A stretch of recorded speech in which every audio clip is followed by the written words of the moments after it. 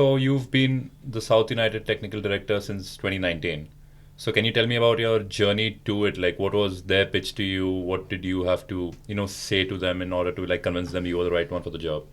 Well, really, it just come up about through a friend. I was in Carroll at that present time. I was at Mutu Football Residential Academy, and we was doing quite well there with the players and the coaches. And sometimes you feel yourself, 5 years, you maybe would look for a change or, an ideal change. And I remember meeting Mr. Sharon, the owner, and Mr. Pranav, the CEO, way back in 2019, and I said, listen, we've got something what you'd maybe be interested in.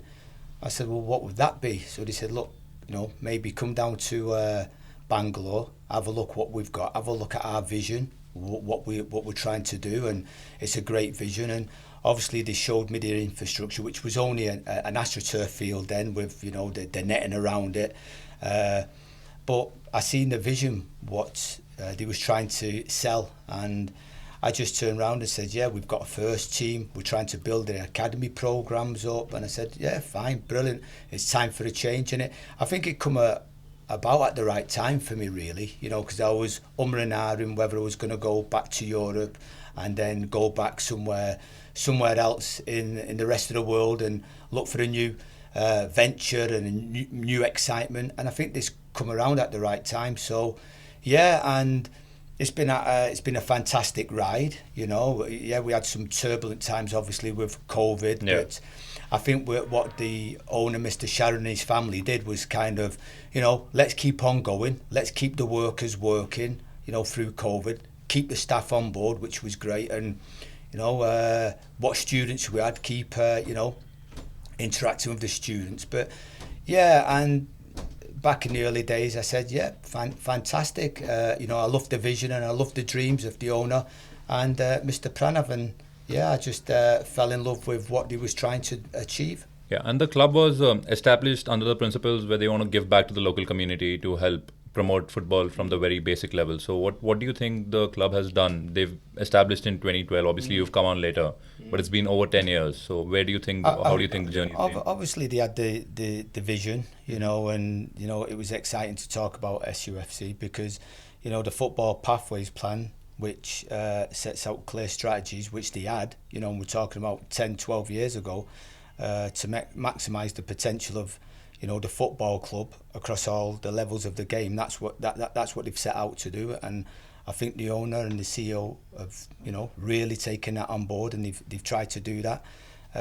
The football pathways plan is based on a 12 to 13 year vision, which is a clear actions in both the short and long term, which they've actually achieved, to tell you the truth. And it's not just about the students, it's about the whole holistic approach of the football club. And I say football club, I just don't say an academy, because the academy is within the football club, and it's not just the students and the coaches, it's the backroom staff, the operations staff, people who are on the ground working tirelessly to get us to the next level. And obviously then the coaches get involved, they're on the field, and then you're looking at the students. So it's a big commitment, and we have grown the community, and it's been fantastic seeing the community from outside coming in to this wonderful space which the owner and the CEO have created. Yeah.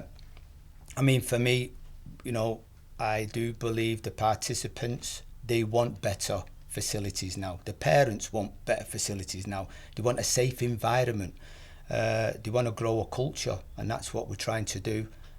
Especially in Bangalore, it's been 12, 13 years. It's really growing now, and it's fantastic that to see it really growing in the right way, and and I'm sure everybody who comes in to that football ground down there, and I say football ground and football club, they get excited about it, and that's what the owners try to do is bring a football club and a community together.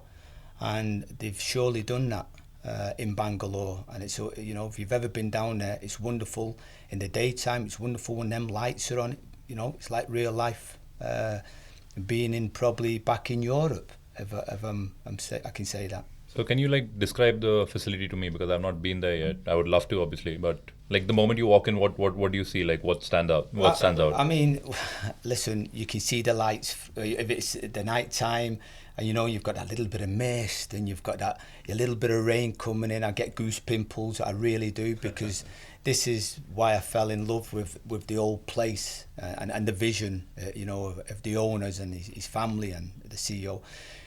You know, you come up to the gates and, you know, it just opens out, you know, so you really don't think there's anything there. You see these floodlights on. It's like maybe walking up to the Etihad. I won't say Old Trafford, I'll say the Etihad, no. But no, I no. get it. I mean, Old I know Trafford's you're it's a dump, man. It's a dump. I said that because you're a Manchester United fan, but, you know, I think it's like, it really opens up then when you go in. It's got wonderful little spaces in there.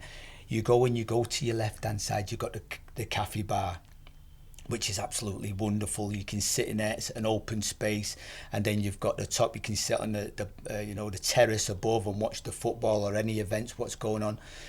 To the right side, you've got a 6v6, 7v7 field. You know, it's always busy. You know, there's always a flow in there. There's always excitement going in there, which is fantastic.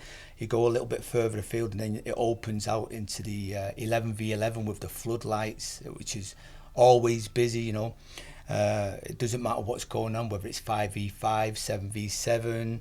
You know, little 3v3 games. You know, the community coming in again and using it. And then as you walk around to the left, you've got the offices down at the bottom, which are just all lit up, you know, and that orange fluorescent lighting. And then above that, you've got a wonderful gym area, you know, wonderful gym area down there. If you walk past that down, we're building another space in there now, another facility we're building, which is going to be absolutely magnificent. And then further afield, you've got the coaches' room, full detail coaches' room. And then you've got a small 3v3 field. So what they've really done, they've utilised every little space within a space, if you know what I mean. And it's great that the vision and the minds around it and the architecture around it. And it's not easy. Yeah. You know, there's been times where we've had to, like, you know, adapt this or change that. But now it's looking like a space where it could be anywhere in the world. It could be in Europe. It could be South America, it could be in America, but it's a wonderful space. If you ever get down there, I would take it around. Actually, yeah, it's lovely. It opens your eyes what can be achieved if you've got that vision. Mm-hmm. You know, and I do believe now people will start following suit what South United Football Club have achieved, and we're still growing. That's not the part where we just stop. We're still growing, and we're still trying to achieve the best possible abilities for the students. So yeah, can you tell me the benefits of having a 3v3 pitch? Like, is it just for the juniors, or does it benefit the seniors as well? Well, we say in football terms that, you know, 1v1s, 2v2s, 3v3s. You get more touches of the ball. It can be any age. You can use it for any age. It doesn't really matter. And that space is a lovely little space. So, you know, for me, it's about getting touches on the ball. You know, 1v1s, you're getting plenty of touches on the ball.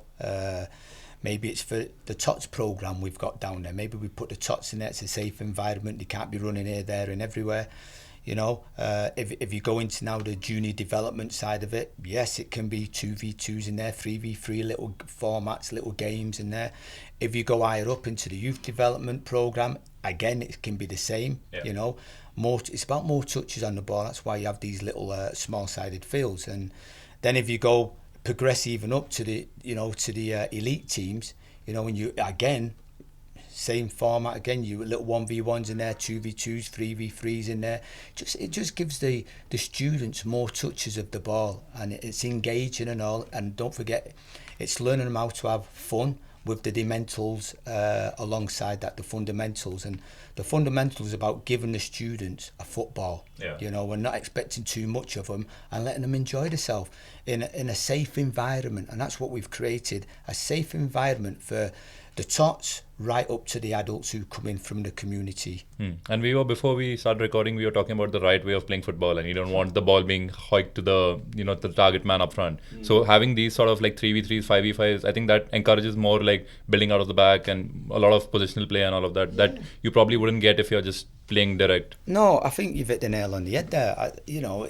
Listen, it depends on your strategy at the end of the day. It depends on, you see, at the grassroots level, we want to encourage the children and the students to be able to get on the ball and play and be excited with the ball. There's not too much ownership on winning, because, like I said earlier on, children will want to win. That's the nature. People want to win. That's the nature. But at the top level, it's about winning. At that top level, that's about winning. Down there, it's about nurturing them, learning them how to play the game, letting them fall in love with the game. And if we don't give them more touches on the ball, they're never going to learn the game. Yeah. They're never going to be self-assured, with the ball. And that's what we try to do with them. And these small-sided games, you get more touches on the ball. The ball's in play more. There's more engagement. There's more fun. It's fun for the coaches and all. If you take that format away from them, and you're saying, okay, then we're not going to do that. We're going to put, the tots on 11v11 field, or the junior developments on 11v11 field, then it creates an whole different problem. Get them in nice tight little spaces, give them the ball, let them have fun, let them doing all the dribbling and the passing and the turning with it and the running with the ball. That's what the game's all about now. And we call it street football, don't we, really? Because on the streets, me, when I was playing on the streets, there was me, a ball, a curb and a brick wall. I didn't have no coaching. And if the other guys was probably doing something else, I went out and sort of like played with the curb, played with the brick wall. It was like Wally, Kirby, one-on-one. And it learned me an array of technical details, which then I could bring onto the football field, And I think now we're getting back to that again. Because, the game's evolved. A lot of money's come into the game if you're looking at different parts of the world, and social media now is massive from when I was a lot bigger than when I was younger. I won't say how old I am on there. But I think you're roughly 30, right? Thank you very much. I keep going to the gym now, but no, the games. No matter what sports you played, we played all different sports when we was on the streets. In the summer we did play tennis. Again, it was against a brick wall. We played cricket. Again, it was against a brick wall. You draw the cricket wickets up there, and you played. You enjoyed it, and I think we've got to bring that back in to the students, the enjoyment, and not being too hard on them that it's about you have to win this big trophy here and then medals there and this and that, because at the end of the day, long term play development is about where are they going to be in 10 years time. Are they playing for the national side in India? Are they playing for the top ISL team?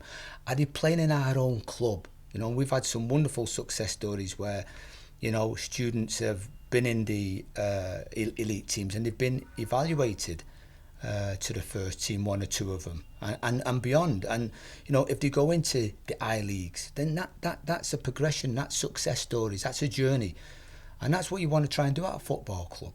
Bring them on a journey, and then when them students now they can WhatsApp your Coach Terry or Coach Mark or Coach Paul, whoever it is. I've broken into the ISL team. I've broken into the national side. It brings joy. It brings happiness because they've probably worked hard to get there, and the coaches work hard and all. Believe me, at the grassroots, it's the hardest part of football, and we don't give the coaches enough respect down at the grassroots level. It's very difficult. You've got to put up with an awful lot, and this is where we've got to nurture the coaches and all, and that's what we do. But speaking about the coaches, like what is the coaching setup like? How many coaches do you have? How many of them are from overseas? How many of them are local? Well, we don't really have them from overseas. I think I'm the only overseas person he is at the club, to tell you the truth. What we try to do is keep the coaches. We have a different array of coaches. We have coaches from Bangalore, we have coaches from other areas, other states. I just think it adds that little bit of flavour and all. I think that's really a must. And then it's up to them to be able to evaluate themselves all the time and look at themselves and keep learning, keep that growth learning going, and that's what we try and do. Or maybe in Bangalore now it's growing, 20 odd coaches. Obviously, we're in Pune and all. This is where we're speaking from, Pune. Yeah. It's grown there up to maybe 15 coaches and all. So, we've got an array of staff, and it's not easy. You've got to look after them staff. You've got to educate them staff. You've got to keep geeing them up, because we don't know what's going on in their lives. And this is where, leadership roles comes in, particularly from myself and the head of youth development and the operations department.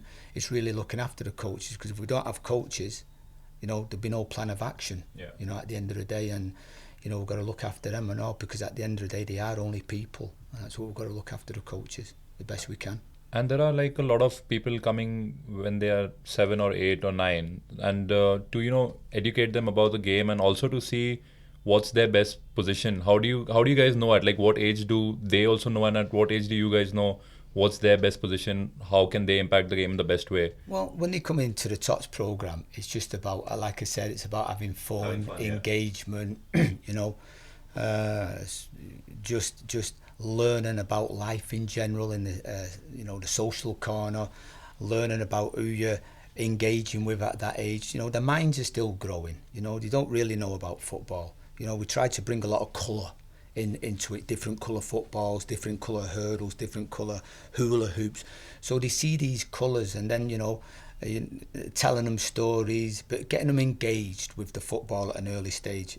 We don't know where they're going to be. We can't call them elite players at 2.5 years of age, can we? We can't be saying, oh, he's a great, or she's a great little player. We just have to let them grow, and their self-expression and having fun. And at that age, it's just about having fun. As they evaluate up to the junior development, 5, 6, 7 years of age, they still fall in love with the game, giving them the football, not too much information onto them, letting them have that self-expression of thought, again, enjoyment. It's about enjoying and falling in love with the game, because if they don't do that, they're going to fall out of love with the game. And we have to be very careful at that age, because that's the ages where we see a little bit in there, and then hopefully can we progress them if they want to progress, because at that age they all want to do different sports, and there's nothing wrong with all different sports. One year we might see them, the next year they might go to another sport. That's just culture. That's the way the land lies. Yeah. Even in my day growing up, we played multiple sports, and there's nothing wrong with that.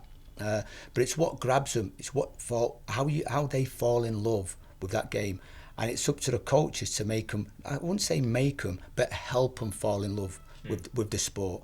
Yeah. And then obviously, from the junior development, we have the youth development program at SUFC, where there's a pathway from. There's a wonderful pathway where they can jump into that if they want to. Some parents elect not to. Some parents do. And then again, it's up to the parents. It's up to the students. And then from there we have the elite program, and also there's a lovely pathway there from. And at the top of that pyramid, we've got the first team. So, that's where that tot, when they first come into the club, we're not too hard on them.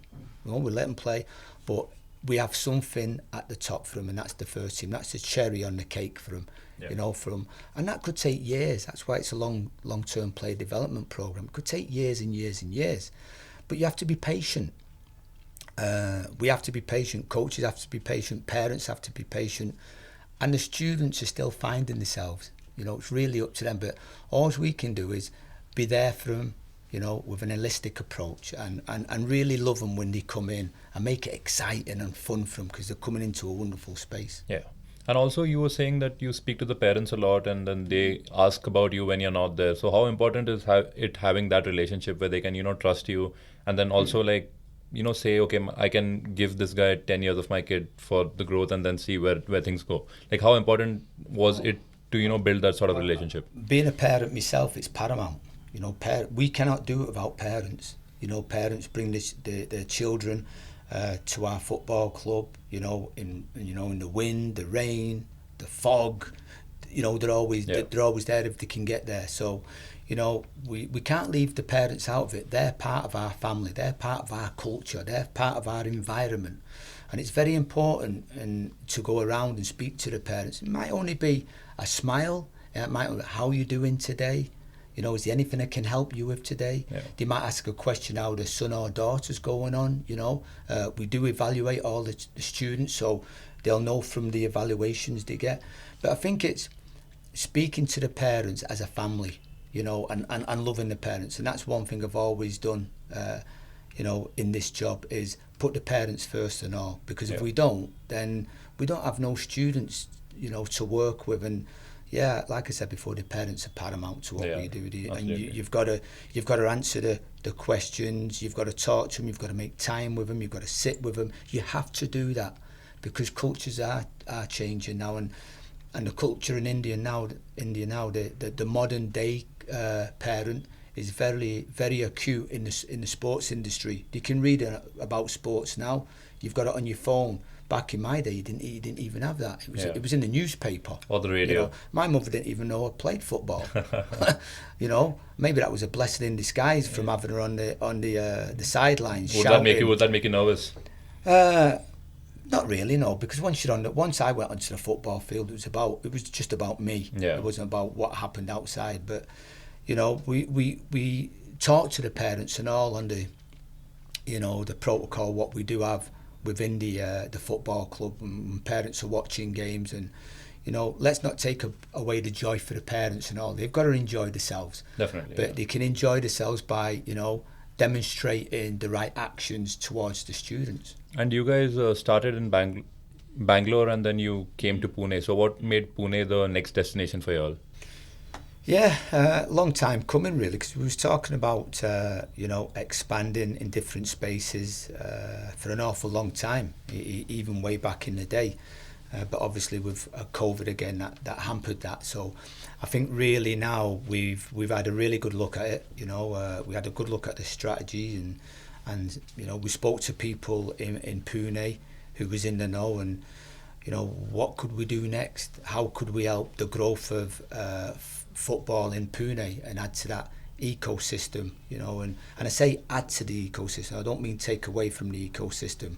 You know, adding a little bit more value to the ecosystem in the spaces we've got, and the football fields we've got and all. And obviously, I think it's helped everybody. Yeah, we're still new to Pune. You know, we're still finding out, you know, what fits, what doesn't fit. You know, it's not straightforward, believe me.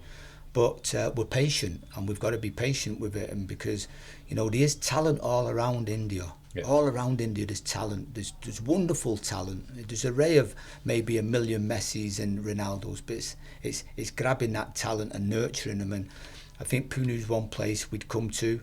Obviously, Pune was once upon a time in the ISL. Now they've got no real team in the ISL, and hopefully down the line there is a team in the ISL, because I think it'll really grow the football stature in this part of the world.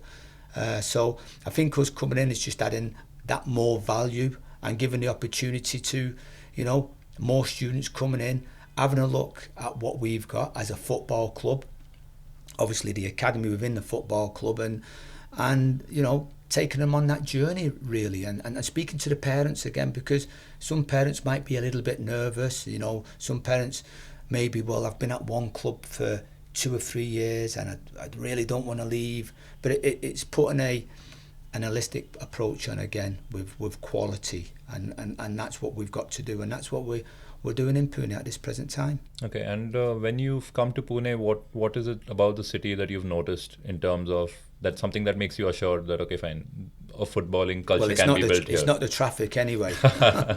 And you're staying in Bavdan, right? Yeah, so it's a long drive for you. But that's part and parcel of the job at the end of the day, is travelling and going around to the different centres, seeing what's there, helping out with the coaches, helping the head of youth development, helping the heads of operations. It's really about that, and seeing what's there.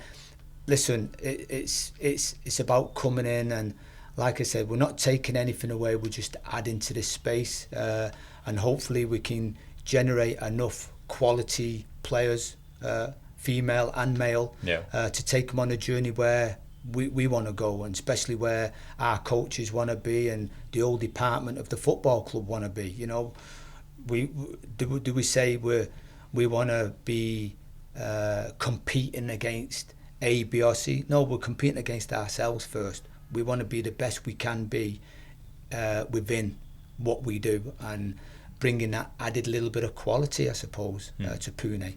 And what would you say is South United's sales pitch to anyone looking to, build a career in football? Like, why should anyone pick South United over the rest? Well, that's an hard question, isn't it? Because that boils down to the individual, what they want at that particular time in life and where they are in that particular time in life.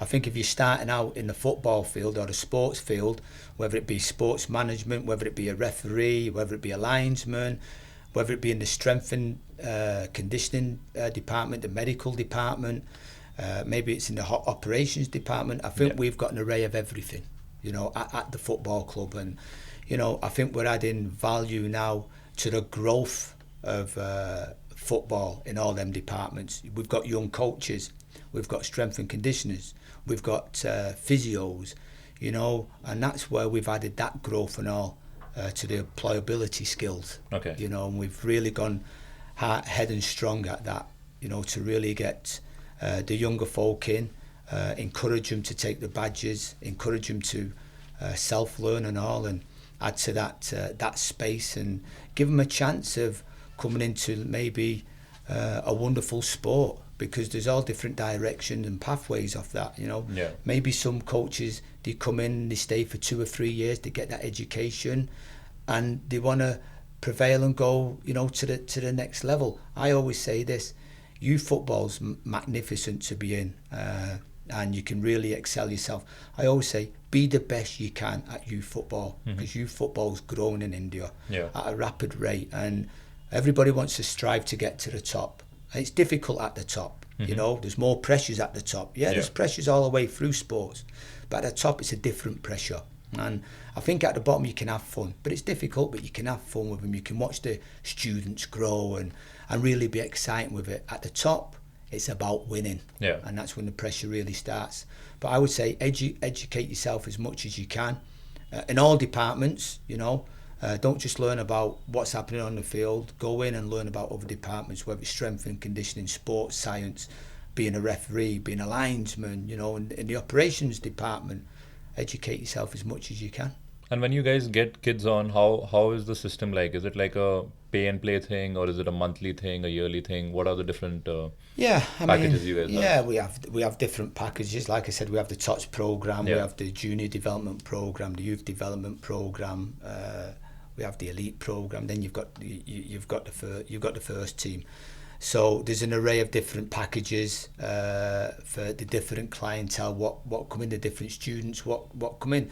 It's up to the parents to pick what they desire, really. And we try to cater for the parents. We try to cater in any which way we can for the parents, and really try to grab their attention. Some want to, some don't want to, some just want to stay where they are.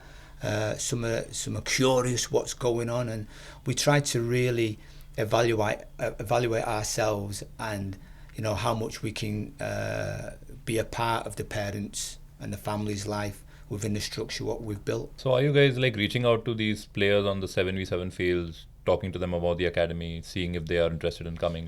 How do you guys reach a new audience? Listen, obviously through social media is a big player now, marketing's a big player now. Word of mouth is key.